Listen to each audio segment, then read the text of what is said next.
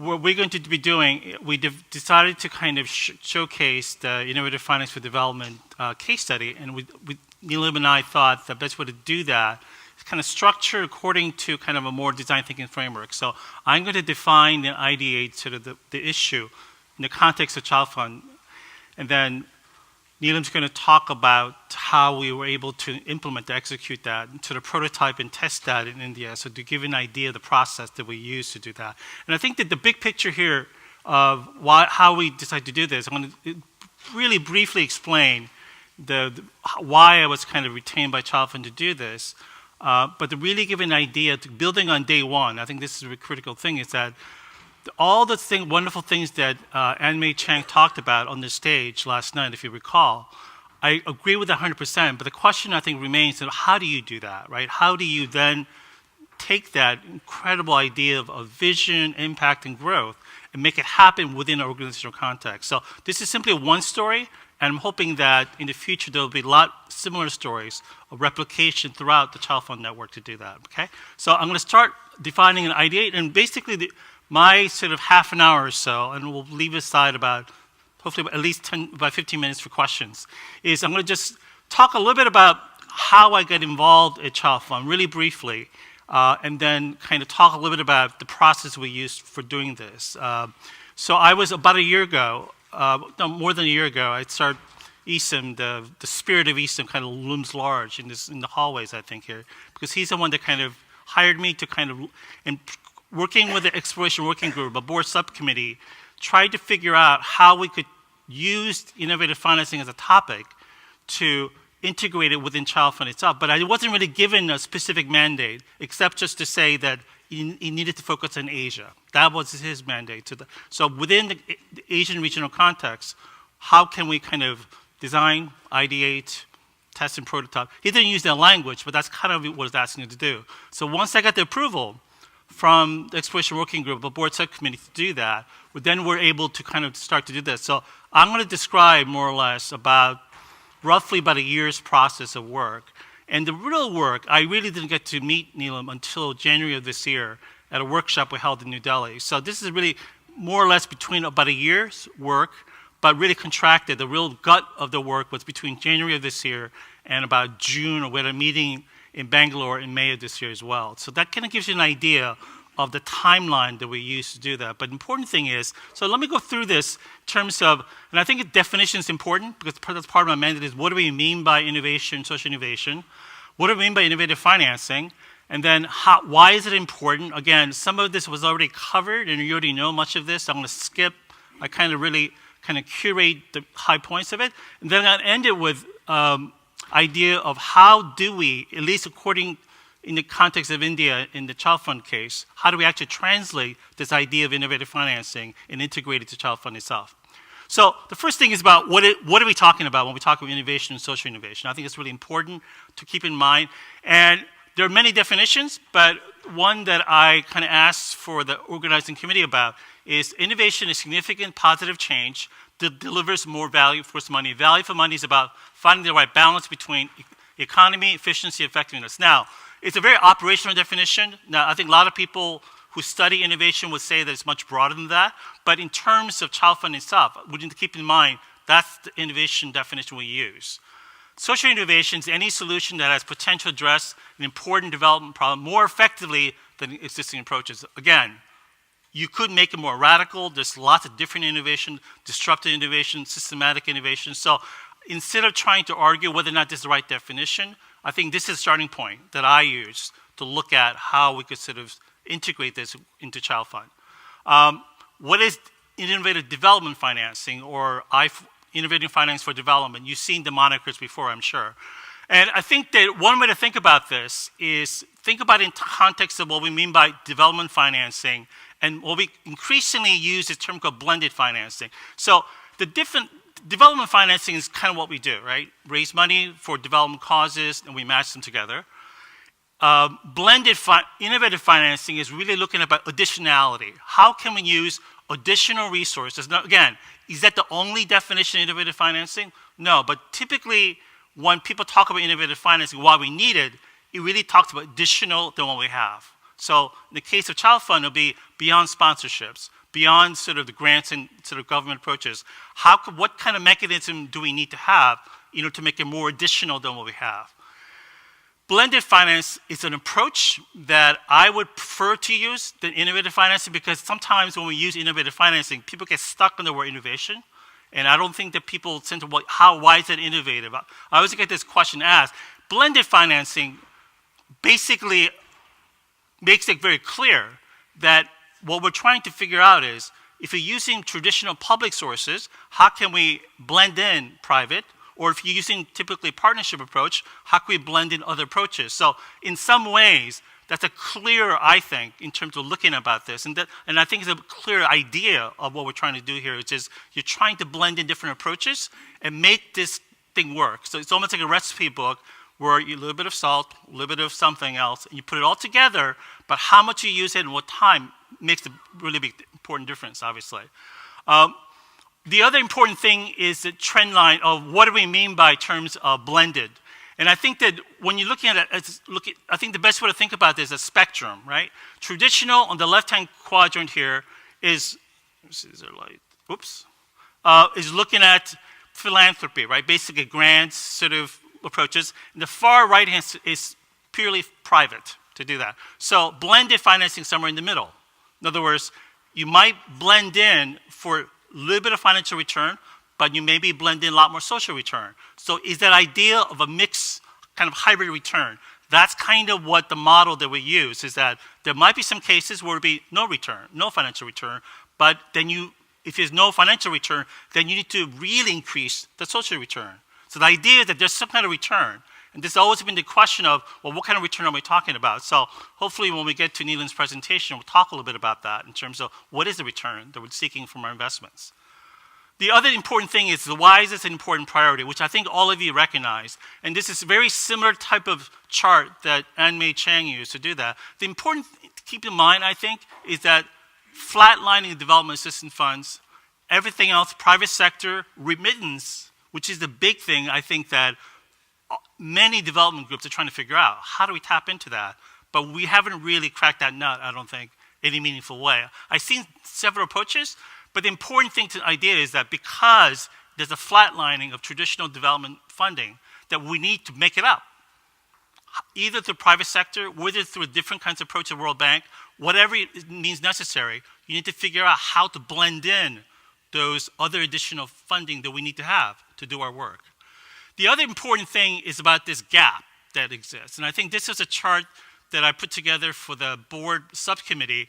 And the important thing to keep in mind is that whatever gap that existed before is growing. All you need to do is look at, just to read the newspaper or the media of your choice, that the gap between, pretty much every month, there's a plea from the United Nations for additional funding for this and that. That comes from somewhere to do that. So this is a humanitarian financing. And I think what's really, really important is that whatever gap that exists, that will not be met. We all know that.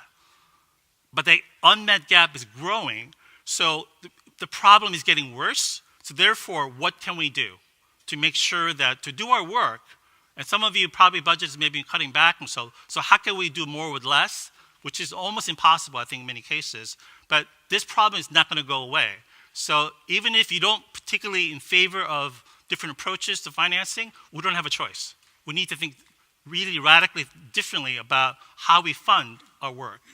The other important thing to keep in mind too, in a big picture sense, is that the entire landscape of how we fund development has changed to do that. So you move from 20 years ago to more to do with the kind of certain experiments with pilots.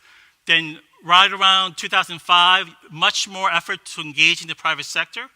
And this is where the blended finance come in, is that pretty much now until we really figure out how to scale this or replicate this, is really unlocking the private capital markets to do that. So what I mean by private capital markets, that includes things like impact investing to do. So there is no one way to do this. Its question is that how do we do this in a way where we have multiple different ways to experiment and make it sure that we replicate and scale at the same time.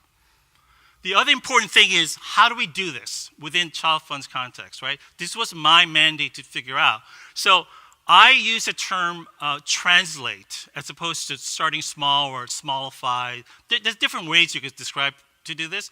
The reason why I like the term translate as opposed to is that in a sense, you're not starting small, right? If you're thinking big, I think you should start big, right, to do that. But what you need to have is you need to translate to a certain degree what's been out there. So part of my task is, so if you want to talk about what ChildFund did is that they started this committee and they worked with me to kind of smallify this in a way. But I think the term when you think about it is how do we translate the amazing amount of research that's been out there on how to do it. So I scanned for the better part of months all the different academic literature on this topic. But none of that makes any sense without some kind of context, right? So within the context of ChildFund, how do we make this work? So I came up with 2 questions, and I think this is kind of important for this afternoon microlabs to do, is that microlabs are not necessarily ideas that are established. The idea is that there are small bets.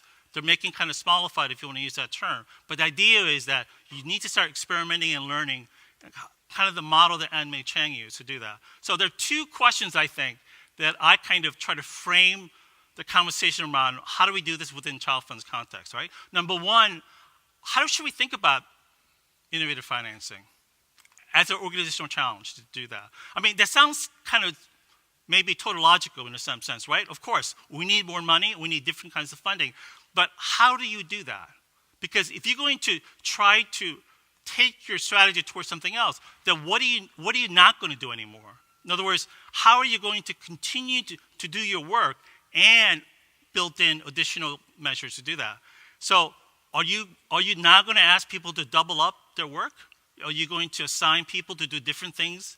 Or how would you do this? So to me, there's a strategic question embedded here that we need to really think about. The other is simply steps. What steps should we take to make this happen, to do that? So one helpful kind of image that I think to keep in mind is think about this and learn from this challenge of digital technology, which is facing all organizations, big, small, multinational, or small NGO, right? How do we build in the competency with digital technology? So when you think about it, there are 2 kind of questions, right? How much to change? That is, how much do you integrate the digital platform within your organization? The other is, how fast do you do it, right? So what I use this image for is to engage the board subcommittee about should we think about innovative financing in the context of ChildFund.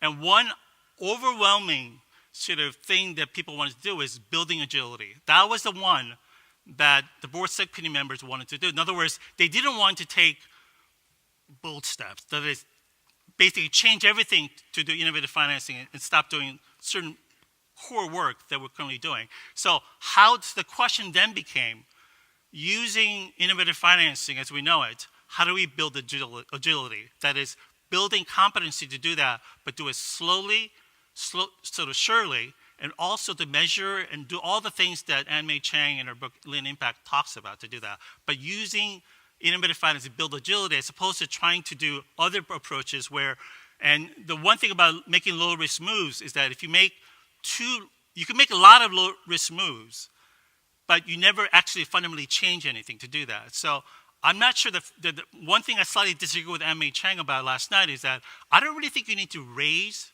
the goals, but you need to make it clear. What are you trying to do? One of the first things I tried to do when I was in India was, what are we trying to do here? What's our goal to do that? A lot of times, because ChildFund India has been in the country since 1951, they've been there for a long time. So what was the original goal? What are we trying to do? And it was very clear to me that we don't need to do a fundamental rethink, but we do need to use this to build agility. That was really the key thing that came to my conversation. So the steps. I use this there's a nice 2011 article that I use. So this isn't my idea. I just kind of used the best article that I could find to do that. So first was analyze your current approach. Self-assessment. Sounds pretty simple. Learn from your peers. Identify and narrow the options that you have. And again, Neelam's going to show you how we did that in India itself. And then select the funding model to implement and then execute. to implement to do that. So a little more details about each of the things. So what I try to do is I said, well, what have we done in ChildFund? So I used the building model canvas that some of you probably worked on. I used that. I asked the Chief of Staff, Jenny, to kind of show me the slides that have been created. I used design thinking, all the things that relates to organizational change. What are the different ways that we could do so? I would use Lean Impact as a resource as well. So I try to figure out within this conceptual models, there are many that are out there, what's working and what can we use. So I try to use as much of this as I can in terms of trying to frame the discussion within ChildFund about innovative financing. The other thing is about learning from peer organizations. And this was, I created a series of kind of presentation materials, and I went to, when I visited India, when I visited the regional office in Asia, in Bangkok, and also the office in Indonesia, I try to basically trot out, here's the things that are working for other organizations, what can we do? And this was a conversation. So one thing I discussed in each of the groups was things like the humanitarian impact bond that International Community of the Red Cross did. Now, this is not to suggest there's one silver bullet from this, right? There is no one way to do anything to do that. But I did try to highlight what are other things to do. This was an interesting thing because it just happened last summer. And what was interesting about this was a challenge the International Community of the Red Cross had in terms of how do we scale the efforts about building physical rehabilitation centers. And they decided that instead of trying to ask for donors in a more traditional way, they decided to float a bond. Again, Neelam will talk about how we apply this model in ChildFund India's case. But the important thing is that they could have chosen to do a more traditional route, but they didn't.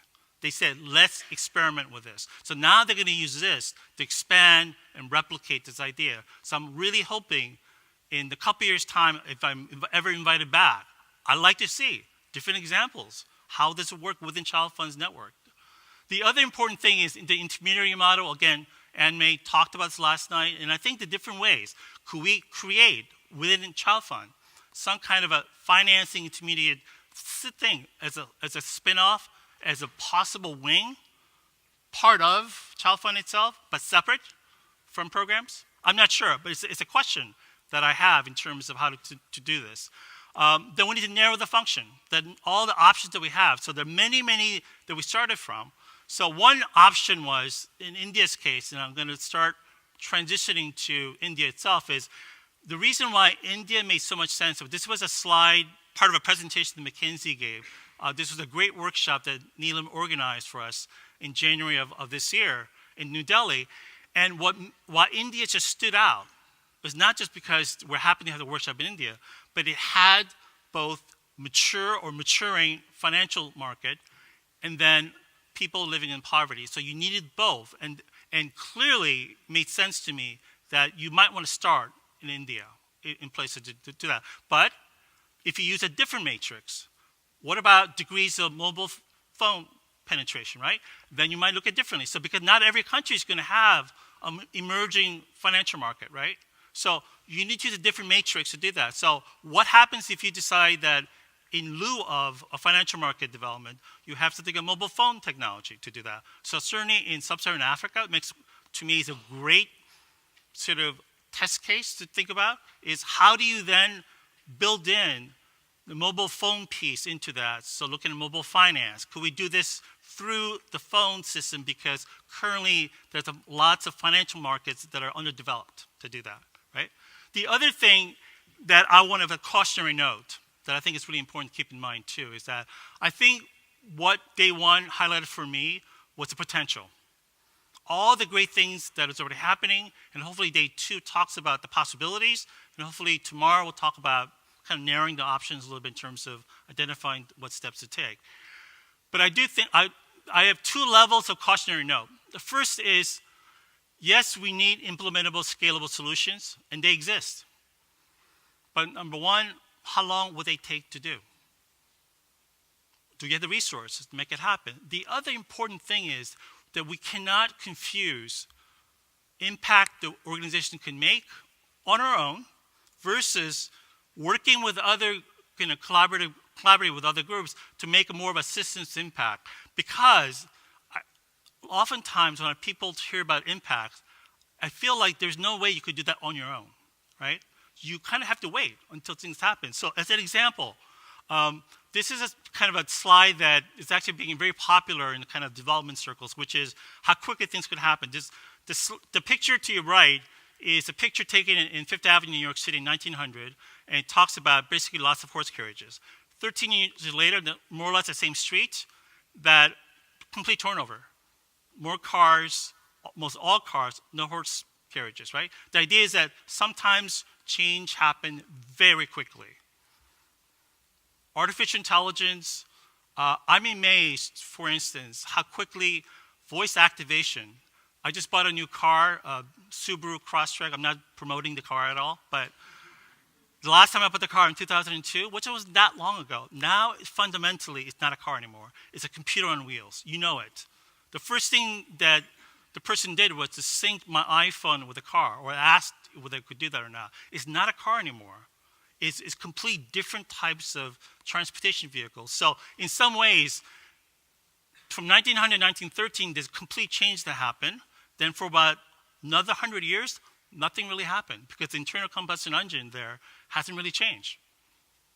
But now, within sort of 2005, 2008, now you see completely change over to do that. So transportation as we know it is going fundamental transformation in ways that the previous 100 years could not even replicate to do.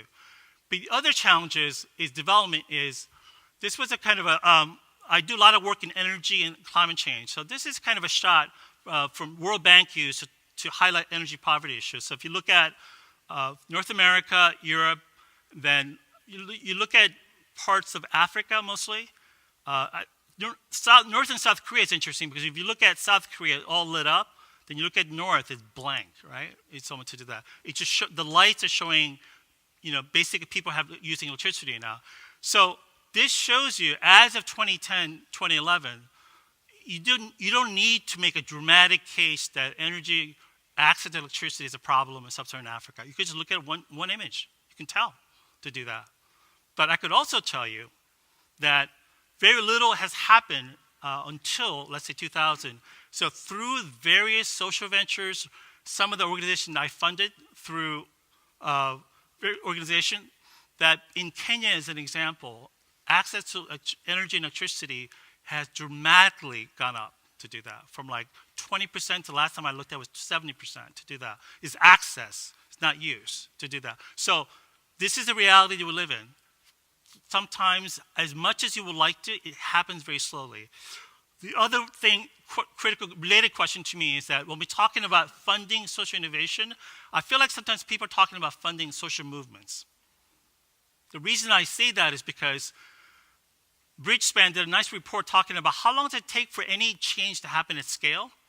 So everything from, this is more the US context, looking at public libraries to fair food programs, different cities. But you could see how the average initiative they looked at took 20 years to do, right? Marriage equality is interesting. So yes, some things are, so we use lots of case examples of things happen quickly. But we need to recognize that for the most important things that we work on, it's going to take much longer. And the question is, how can we provide a mechanism to provide the financing to make change happen slowly, surely, but sometimes at scale, but make sure to do it fast, but also sometimes be patient, that we're not going to have that for potentially for decades on end. So I'd like to turn it over to Neelam to talk about this great example in India's case.